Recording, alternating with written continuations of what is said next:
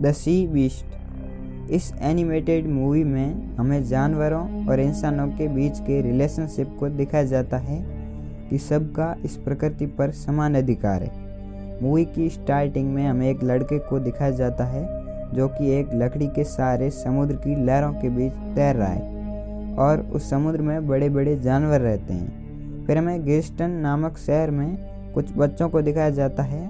दरअसल ये बच्चे यहाँ के समुद्री शिकारियों के हैं और गिल्स्टन के राजा और रानी ने इन बच्चों को अपने पास रखा है क्योंकि इनके माता पिता राजा और रानी के ऑर्डर्स पर जानवरों से लड़ते लड़ते ही मर गए।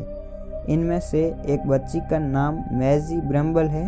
वह किताब की कहानी को पढ़कर बाकी बच्चों को सुना रही होती है कि कैप्टन क्रो एक बहादुर शिकारी है जो दुनिया के सबसे खतरनाक जहाज तूफान के कैप्टन हैं।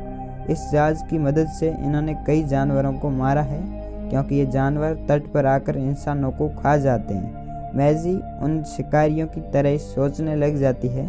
फिर मैजी इस अनाथ आश्रम की एक खिड़की से बाहर निकल जाती है और सीन तूफान जहाज पर चेंज हो जाता है। जैकब को पता चलता है कि आगे रेड ब्लास्टर नामक एक खतरनाक जानवर है।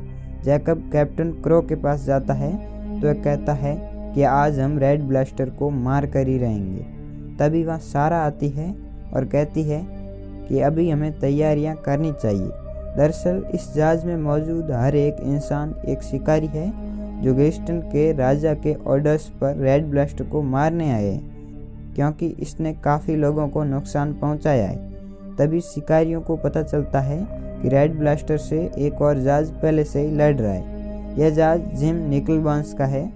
यह भी एक शिकारी है, इसलिए कैप्टन क्रो उनकी मदद के लिए पास जाते हैं। बट वहाँ पर रेड ब्लास्टर नहीं था बल्कि दूसरा खूंखार जानवर था। काफ़ी देर लड़ाई चलती है और अंत में शिकारी उसे मार कर उसके सींग को काट कर साथ ले लेते हैं राजा को दिखाने के लिए। बट अब ये वापस जा रहे हैं क्योंकि इनका तूफान जहाज कमज़ोर हो चुका है। रेड ब्लास्टर अभी भी समुद्र में है। वापस जाते समय कैप्टन जैकब से कहता है कि मेरे बाद तुम इस जहाज के कैप्टन बनोगे। तुम एक जाबाज शिकारी हो। दरअसल मूवी की स्टार्टिंग में हमें एक लड़के को दिखाया गया था जो कि एक लकड़ी के सहारे समुद्र में डूबने से बच रहा था। उसे कैप्टन क्रो ने अपनी जहाज से बचा लिया था और वही जैकब है। वे अपने शहर में चले जाते हैं जहाँ मैजी ब्रम्बल जैकब से मिलने पहुंच जाती है।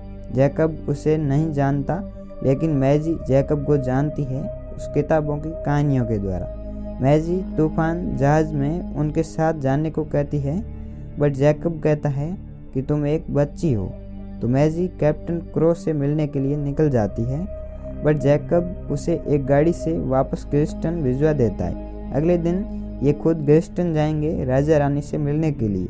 सुबह वे राजा के सामने उस सिंह के साथ प्रस्तुत हो जाते हैं बट इन्हें इसके बदले कोई इनाम नहीं दिया जाता क्योंकि इन्होंने रेड ब्लास्टर को मारा ही नहीं। राजा उन्हें एक शाही जहाज दिखाते हैं जिनके माध्यम से वे रेड ब्लास्टर को पकड़ेंगे। तो कैप्टन क्रो गुस्सा हो जाता है क्योंकि यह एक कमज़ोर जहाज था तूफान के मुकाबले। रानी तूफान और कैप्टन को सलाखों के पीछे बंद करने को कहती है लेकिन जैकब एक शर्त रखता है कि शाही जहाज ने रेड ब्लास्टर को पकड़ लिया तो हमारा तूफान आप खुद तोड़ देना। लेकिन तूफान ने उसे पकड़ा तो इसे अमर घोषित कर दिया जाएगा। शर्त एक्सेप्ट कर ली जाती है और तूफान वापस रेड ब्लास्टर को पकड़ने के लिए निकल जाता है। रास्ते में जैकब एक ड्रम को खोलता है तो उसे उसमें मैजी मिलती है। वह छिपकर जहाज में चली आई। तभी कैप्टन क्रो वहाँ आ जाते हैं और उन्हें मैजी बड़ी बड़ी बातें करती है और वे उसे जहाज में ही रख लेते हैं। सारा उसे सोने के लिए बिस्तर दिखाती है और अपनी रक्षा के लिए उसे एक छुरा देती है। तभी उन पर रेड ब्लास्टर हमला कर देता है। कैप्टन उस पर गोले भी छोड़ता है लेकिन उस पर इनका कुछ असर नहीं होता तो वह कुछ भाले रस्सी से बांधकर उस पर फेंक देते हैं और अब ब्लास्टर जहाँ जाए ये भी उनके पीछे पीछे जाएंगे। लेकिन रेड ब्लास्टर गोल गोल घुमाने लग जाती है जिससे बैलेंस बिगड़ जाता है लेकिन कैप्टन रस्सी को नहीं काटने देता। तभी मैजी बाहर गिर जाती है और बाहर की स्थिति देख वह रस्सी को काट देती है। एकदम से जहाज सीधे होने के कारण मैजी और जैकब समुद्र में गिर जाते हैं। वह एक नाव में बैठ जाते हैं, लेकिन नाव समेत इन दोनों को रेड ब्लास्टर अपने मुंह में ले लेता है और यहाँ से चला जाता है। कैप्टन मान जाते हैं कि ये दोनों मारे गए। ये दोनों और अंदर जाते हैं और उसके नाक में चले जाते हैं, बट रेड ब्लास्टर उन्हें बार आइलैंड पर फेंक देता है। वे वह रात उस आइलैंड पर ही बिताते हैं। यहाँ पर मैजी बताती है कि ऐसा भी हो सकता है कि ये किताबें गलत हो। वर्षों पहले शुरू हुई ये जंग पहले इंसानों ने शुरू की हो। समुद्र इनका घर है और हम उनके घर में जाकर उन्हें मार रहे हैं। जैकब बात नहीं मानता। सुबह वह उस नाव से वापस रवाना होते हैं तो वहाँ उन्हें एक खूंखार जानवर पकड़ लेता है, लेकिन रेड ब्लास्टर उस जानवर से लड़ता है और तभी जैकब एक भाले से उसे बेहोश कर देता है। फिर रेड ब्लास्टर उसे दूर फेंक देता है। अब रेड उनकी हेल्प कर रहा था, इसलिए उसके नेम के पीछे से ब्लास्टर हटा दिया जाता है और वह एक मादा रेड थी। इस फाइट में मैजी समुद्र में गिर गई थी और वापस आते समय वह नाव में एक छोटी मछली को फ्रेंड बनाकर साथ ले आती है।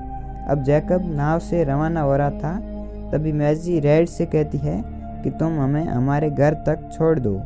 तो जैकब हंसता है कि ऐसा कैसे संभव है। तभी रेड यहाँ से पानी में चली जाती है और घूमकर जस्ट नीचे से बाहर आती है और अपनी पीठ पर बिठाकर इन्हें यहाँ से ले जाती है। मैसी रेड को बताती है कि किस तरफ जाना है और रास्ते में मैजी रेड के पीठ पर लगे तीर भी निकाल देती है। अब ये फ्रेंड बन चुके हैं। रास्ते में ये इनको समुद्र के तल पर ले जाकर दिखाती है कि वर्षों पहले शुरू हुई ये जंग पहले शुरू की किसने थी। नीचे हजारों मासूम जानवर पड़े हैं जिन्हें इंसानों ने मार गिराया। अब जैकब भी अपनी गलती मानता है और रेड से दोस्ती कर लेता है।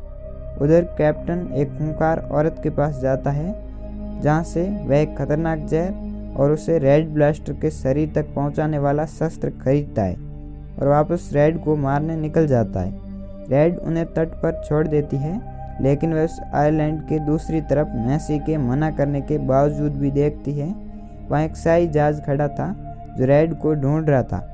तभी रेड को गुस्सा आ जाता है और वह उन पर हमला कर उस जहाज को कुछ ही पल में तबाह कर देती है, लेकिन वहाँ तूफान जहाज भी पहुँच जाता है जहर के साथ।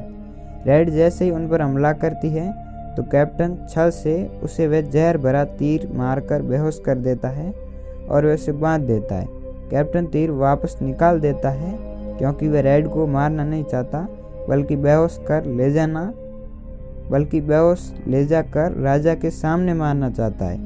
वह उसे तूफान जहाज के साथ ले जाता है। रास्ते में जैकब और मैजी भी तूफान में आ जाती है और सभी उन्हें जिंदा देखकर खुश हो जाते हैं, लेकिन कोई उनका विश्वास नहीं करता कि रेड ने इन्हें बचाया है। ये राजा के शहर ग्लिस्टन पहुंच जाते हैं। वहां पर कैप्टन क्रो रेड के ऊपर चढ़ जाता है और इधर मैजी भी रेड के बांधने की रस्सी को काटने लग जाती है, लेकिन रस्सी काफ़ी मजबूत थी और तभी ऊपर क्रो रेड को मारने वाला होता है कि जैकब उसे रोक लेता है। ये दोनों लड़ते हैं। तब तक सारा भी मैजी के साथ आ जाती है और उसको रस्सी काटने में हेल्प करती है और रेड आज़ाद हो जाती है। अब वह गुस्से में थी, इसलिए ग्लिस्टन का महल तबाह कर देती है और कैप्टन को मारने वाली होती है कि मैजी रेड को रोक लेती है। अब मैजी सबको बताती है कि वर्षों से शुरू हुई ये झूठी कहानियाँ हमें ये झूठी कहानियाँ सुनाकर ईसाई लोग जानवरों के खिलाफ करते आए हैं, लेकिन सच तो ये है कि वर्षों पहले ये लड़ाई इंसानों ने शुरू की थी और बाद में ये मासूम जानवर अपने बचाव के लिए खूंखार बन गए। मैजी की ये बातें सुनकर इनका सेनापति मेन गेट खोल देता है तथा रेड अपने साथ मैजी और जैकब को ले जाती है। इसी के साथ ये मूवी यहीं पर एंड हो जाती है। अगर आपको ये एक्सप्लेनेशन अच्छा लगा हो तो आपको कुछ कहने की ज़रूरत ही नहीं है। धन्यवाद।